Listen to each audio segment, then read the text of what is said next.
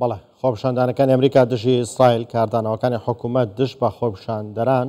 ئەم پرسە گفتوگۆکەین بەگەڵ بەڕێز کاتۆ سادوڵڵا شرۆڤەکاری سیاسی لە ڤێرجینیا و لەگەڵماندا. بەڕێز کاتۆ ئەم کاتتان باش. سلااف بۆتە کەکی کاتۆ کە کاتۆ سەرۆک بایدن دبێژەک و توندوتیژی هەیە دوا خۆپیشانداناندا دەری تێنشکاندن پەنجەرە تێنشکاندن هەروەها ئاستەنکردنا خوێندنێژی تێکردن. کارگەریە داخویانیە جۆ بایدن لەسەر وا خۆپیشاندانان دەبە چاوا دەنرخینن؟ بله پشتی 2 هەفتەیە کو دەست پێ کرد سلااف بووە ئەو بوو بینەرە ببوورە پشتی 2 هەفتەیە کو مەدیتی لەبێرە لە ئەمریکا دەست پێ کرد خۆپیشاندەران یعنی یەبێت قوتابی الزانکوێت ئەمریکا و خاصەتەن دەست پێ کرد نیویۆرکی کۆلۆمبیا یونیڤرسیتی الفيري دي يعني قاشت يعني ردكك وحتى كونغرسي قرارك دنج سرداك وحكي دجي اسرائيل بكت جوا بكت تومت باردكت هذا قرار دي دركت كو ديمقراطا وكوماريا هردوكا دنج سردا وقالك زختك هبي لسر بايدني كو آيا بوشي چي قصيناكت سربان وضعين وكدروز بالحمي زانكويت أمريكي أبرو مديد پشتی کو زختکی گلک زیده سر بایدنی کو واضح بی ندویا کو گلک بدجیا قطابیا بکتن جبر ترساوی اوا کو اوید کو نوکا خو پیشندران اوید خیند بینن بایدنی نویتن جدز بدد بو هد بجاردنه برنده گوتی کو او کسی کو چند پنجراش کینن درگاهش کینن چناف زانکودا اوید هنه بیت سزای ورگرن بله زور کماریا گلایه تین کو اف اداره بایدنی نشیا ریکه که یعنی تندی کو ریکه بدتا پولیسی و بدتا قانون کو در حق وان تندی و تیجی کو او افقوتا بیتنه بکارتینن بله بەڕێز کاتۆ ئەو فشارانی کە تۆ باسە کە لەسەر بایدن هەبوون ناوخۆیی بوون یاخود دەرەکی بوون؟ يعني باورة دو يونيفرسيتي دو زانكو قالك تندو تيجي تيدا دروس بي ايكشوانا كولومبيا نيويوركيا او جيكو دياركو حميد ديمقراطن ولوس انجلوس يونيفرسيتي اوف كاليفورنيا لوس انجلوس اوان هر دو يونيفرسيتي زورا بله ديف وكيد بيجن خبرات بيجن قالك جوان كساك وبتندو تيجي دست بكر خاصة الزانكوا كولومبيا قالك شوانا نقو طبيبين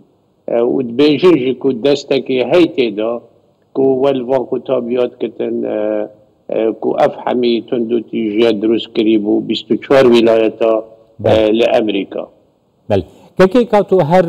وكي كو تاغوتي سروك الشهر داريان نيويورك شي دكم فرنسا كروج نمواني دا دبيجكو دەستێکی دەرەکی دواخۆ پێشاندانان دا هەیە و دەدەستەی واندا بەلگەژی لە سەروەیەکی هەنە یعنی بەلگەیەن هەواڵگری دەستی وادا هەنەک و دەستێکی دەرەکی هەیە گەلوود ڕایا گشتیا ئەمریکا دەژی لە سەروەیەکی تێ ڕاوەستاندن بله گوت مەیارێ نیویۆرکێ گوتی دەست درێژیەک هەبی یعنی دەستێکیش دەرەوە هاتیەت ناوێ يعني نوفان قطابية دا وابزانم يعني من عندك جهة كانتكو مثلا قطر ديبدا اكد بجدي اك ملياردير نوفي سوروا او دي يعني كو ديجي يعني قلبان خوبيشان درانا وكي كبيرات بري 3 سالة الزور ولايات امريكا وقت اغر برداينه او وهندك شوانا كو غازيت كرن انتفاضة يعني كو حجكو افا فلسطينيين كو غزة قلق ليتين سر يعني ادارة بايدني خاصة اشتراف كوماريا كو قلق آساني ورد گرتن و فيتن ريقا قانون و ريقا بدتا دزگاه پولیسی و یدی کو بچتن يعني يدش وان فيديو بسيارش بايدن يكرن كود وكيكو قوته عسكري بيتنا وخلاص كتبان خو پیشاندنا قلتي نخير فبايدن نفيتن وانجي خسارت بكت بودن داره و نفيت جي بتوندي بچته وانا برز كاتو كا زور كات لا هرمي كردستانيش دا باس ديتا سري خوب شاندان هەندێک ڕەخنا لە هێزەکان و لانەکانە گیرێ بەوەی کە توندن لاندێ شوێنە لەگەڵ خۆپیشاندەران بەڵام پێتان وانێ لە هەموو دنیا هەر بەم شێوەیە کاتێک تۆ زیان بە مڵک و ماڵی گشتیە گەێنی ترێ بێ سنوورێکە بۆ دابڕێ ئەمریکایەک بەو لێزی خۆیەوە بۆ دیموکراسیەوە کە باسێکە ئەو تا قبوڵی ناکە هذا مشكلة يعني أمريكا وكي أجر ببيتن أو توندو تيجي بكتل قال قطابية كشتن تدابد ديك اختت خالا قانون دا ودستوري دا بل سعكيل يعني الولايات دي مديد يعني حتى الأوروبا جي يعني تشاول قال خو بيشندرانا يعني تندي تيجي القلوانا بوليسك مخابر يعني مديد يعني قالك جارة وزارة الدروي أمريكا دي تقريرا انت داري هر سال کو تندو تیجی بله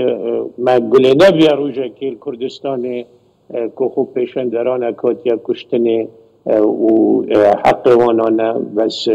ناچه بدن تو ویشه وی کو وکی زانکوه که کو خطابی چند دوام دیکن آگیری بردنه آن کس قبول ناکتن ویا امریکا جی الجل وان ولاطاجي بتوقتي خو پیشندران در حد خود درد شتن وكي دي امدبيني كو خو پیشندرانت وكي هر جار مديت ما مستايا مديت حمية و خو پیشندران كرن منادي تندو تيجي بوليسي آن آيسايش الجلوانا كر بل افروكا مدبين الامريكا و زور قلهيت اتاكرن سر امريكا شولات الدروك و يعني الدورية كبوشي أمريكا قبولنا كتل قال خو بيشندران خو بوشي قلية كتل ولايات دي بله كي كاتو يعني أفخو بيشاندانين كو تينا كرن يعني ما فكي بيقومان وكي كو تديار كري ما فكي ديمقراطيكا شوية في ما في ديمقراطيك ده مروف دكاري داخوازي خو بين زمان لی بکارانینا تندو تجیه جالی خوندوانان و یعنی نرخاندنا ته چاوای یعنی اگر بکارانینا تندو تجیه جالی خو پیشاندران و بنمایا وی چیه يعني كوجا مستحكي الامريكا ابروكا زور خلقك هاي وافقوا طابيتني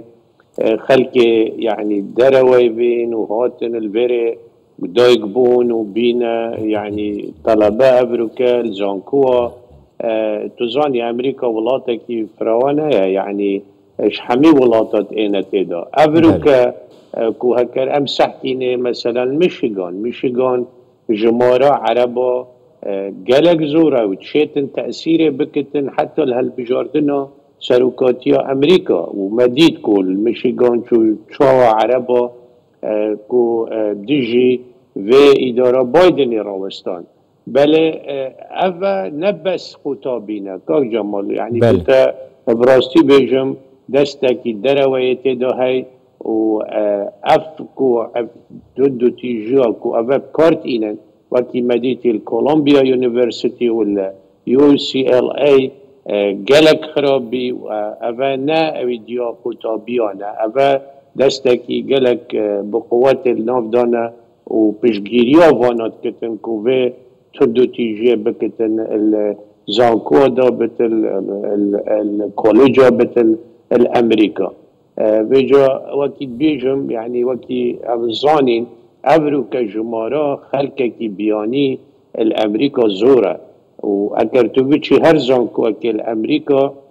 جمارات طلبات او خطابیت کو بیجین دایکو باویتوانا چش ولاتا مثلا مسلمان هاتیش فلسطینش عراقش سوریا ده همو جوره که بینی ناوان قوتابیا ده. بەڵێ بەڕێز کاتۆ پێتان وایە هۆکار چییە دۆخەکەەوە هەستیار بوو کە سەرۆکی وڵات خۆی بێتە سەرخەت و قسە بکە یان هۆکارەکەی نزیکێتی لە هەڵبژاردنەوە بۆیە خۆی قسەی لەم دۆسیەیە کرد نخير أباب خو هكر يعني وقت فراوانة بي وقاشت في حدي وفيار سروكي أمريكا دركبتن وقصاكي بكتن بو في خلقي يعني أوانا داخازية هاي وانتظارها هنده بينكو سروكي أمريكا تشد بيجتن أبتني فكرة وانا كو أمريكا زور يارمتيا إسرائيل اتكتن وأفضل بتاني أفقطابية تاني دجي حكومتا ولات خونا كو في أرمتية في هاركارية بو إسرائيل فرد كتن باشا بس كجهشتا في حدي فيا سروك أمريكا دركبت بو هولاتية خو باخبتن وأفروكا بشتي زختك لسر بايدني هاتي كرني بشتي 14 روجا 2 هفتيا شنيكا أفروكا هات بو 2-3 دقيقة دو قصه کرن و بله پیرازی نبین یعنی قطابی دیاره که نه مقتنعن قناعت آخفتن بایدنی نه اینان و زور گلیجیه هی و نفس وقتی داجی از بیجم اداره بایدنی کیف خوشه چون که دوید زخته که اسرائیل بکتن وی شر غزه راوستینتن وتفيتن يعني كون شون كتبوا إسرائيل بو نتنياهو كو خلقي من زختل متكتن وأنا شم يارمتيو تبكم فياتو في شاري راوستيني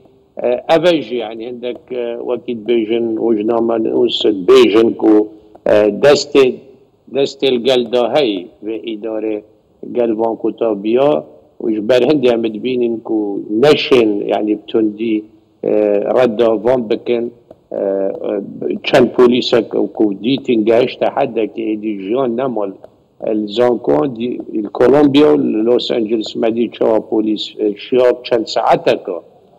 وان خطابيا هميا دريختش زانكو دا و جارك دي سقامية